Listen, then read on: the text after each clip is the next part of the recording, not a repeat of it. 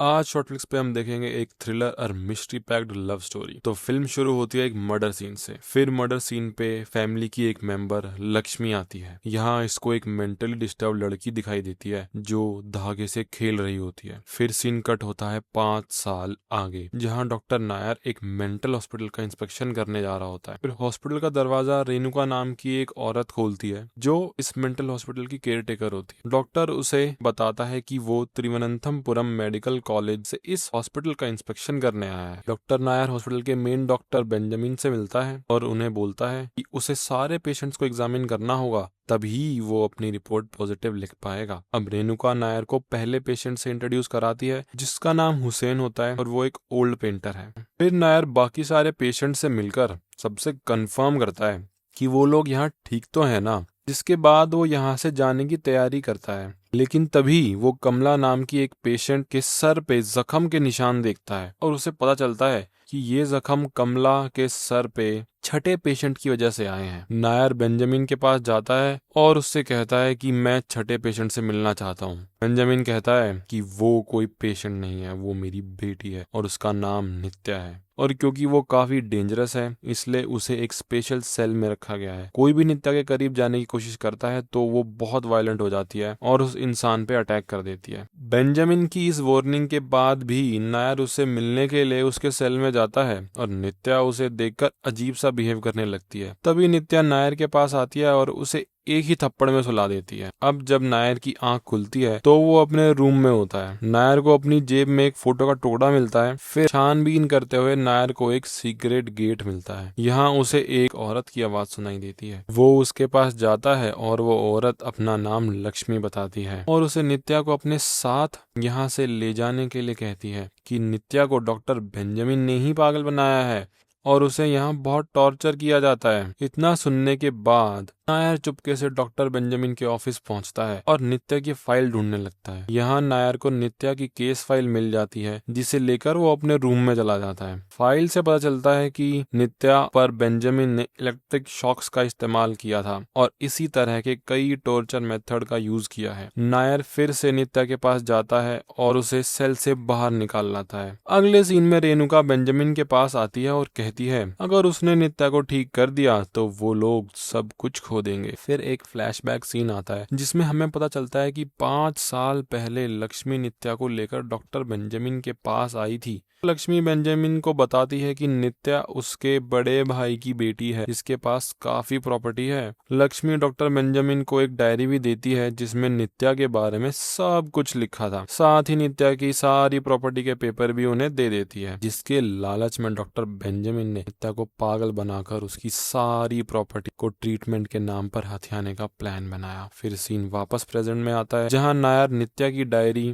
नदी किनारे खड़ा होकर पढ़ रहा होता है। अब यहाँ से कहानी एक बार फिर से फ्लैशबैक में जाती है जहां हम नित्या की फैमिली के बारे में जानते हैं। दरअसल उसके पिता के 2 भाई थे, उनकी बहन लक्ष्मी भी उनके साथ रहती थी। लक्ष्मी का एक बेटा था जिसका नाम विनय था। सिर्फ एक विनय ही था जिसके साथ नित्या अपना ज्यादातर टाइम स्पेंड करती थी। नित्या और विनय को ऑटिज्म था और इस कंडीशन की वजह से नित्या के पापा जय नारायण वर्मा को उसके भाइयों ने उनको, नित्या, विनय और लक्ष्मी को घर से बाहर निकाल दिया था। अब एकदम से नायर उस डायरी के साथ ही नदी में गिर जाता है और वहां के सिक्योरिटी गार्ड उसे आके बचाते हैं, लेकिन वो डायरी वहीं नदी में डूब जाती है। फिर नायर अपने रूम में वापस आता है और उसे अपने बेड के पास एक फोटो का टुकड़ा मिलता है। सीन कट होता है और हम नित्या और नायर को एक दूसरे के साथ देखते हैं, जहाँ रेणुका आकर जबरदस्ती नित्या को उसके सेल भेजने लगती है, लेकिन नायर उसको रोकने की कोशिश करता है और रेणुका को एक कस के थप्पड़ जड़ देता है। फिर नायर नित्या से उसके पापा के बारे में पूछने की कोशिश करता है और नित्या को अपनी मेमोरीज वापस याद आने लगती हैं जो बेंजामिन ने हिप्नोसिस करके इरेज करने की कोशिश की थी। फिर फ्लैशबैक में हम देखते हैं कि नित्या और विनय के बीच बचपन से ही काफी प्यार था। एक दिन नित्या देखती है उनके पापा अपने भाइयों के साथ प्रॉपर्टी को लेकर बहस कर रहे थे और इसी बीच दोनों भाई मिलकर उसके पापा का कत्ल कर देते हैं। ये इंसिडेंट याद करके नित्या नायर को गले लगाकर रोने लगती है। अब नायर फाइनली डॉक्टर बेंजामिन के पास जाकर कहता है कि वो नित्या को अपने साथ ले जाएगा। नायर अपना बैग लेकर नित्या के रूम में उसे ले जाने के लिए जाता है, लेकिन नित्या वहां नहीं होती। उसे वहाँ एक फोटो का टुकड़ा मिलता है जो कि उस फोटो का लास्ट पार्ट होता है जो उसे पहले मिले थे। जैसे ही वो उन सब टुकड़ों को जोड़ता है तो वो एक कॉफिन बॉक्स की पिक्चर बनती है जिसमें कि बेंजामिन अपने पेशेंट्स को टॉर्चर किया करता था। फिर नायर फटाफट से नित्या को ढूंढने लगता है एंड फाइनली नायर को नित्या एक चेयर से बंधी हुई मिलती है जहां उसके दोनों हाथ एक दूसरे से बंधे होते हैं। नायर नित्या को वहां से निकालने की कोशिश करता है लेकिन पीछे से बेंजामिन नायर पे हमला कर देता है और उसे बेहोश कर देता है। इसके बाद जब उसे होश आता है तो वो खुद को एक इलेक्ट्रिक टेबल से बंधा हुआ पाता है। यहाँ बेंजामिन उसे इलेक्ट्रिक शॉक देने लगता है लेकिन तभी नित्या नायर को बचा लेती है। उसके बाद उन दोनों की बेंजामिन से काफी देर तक लड़ाई होती है जहाँ फाइनली नायर बेंजामिन की गर्दन को क्रैक करके बेहोश कर देता है और नित्या को लेकर यहाँ से चला जाता है।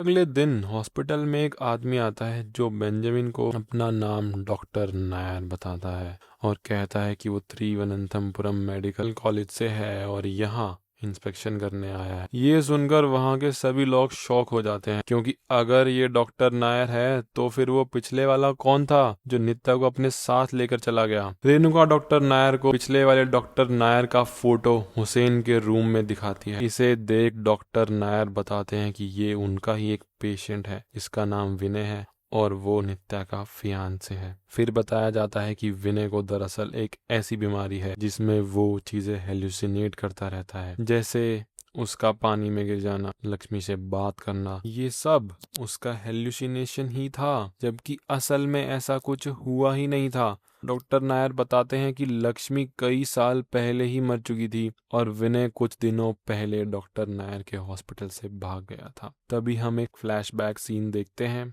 कि 5 साल पहले जब जय नारायण वर्मा का उसके भाइयों ने मर्डर किया था तब वहां विनय आया था जिसने नित्या को जमीन पर बेहोश पाया। तो उसने गुस्से में जय नारायण वर्मा के दोनों भाइयों को जान से मार दिया।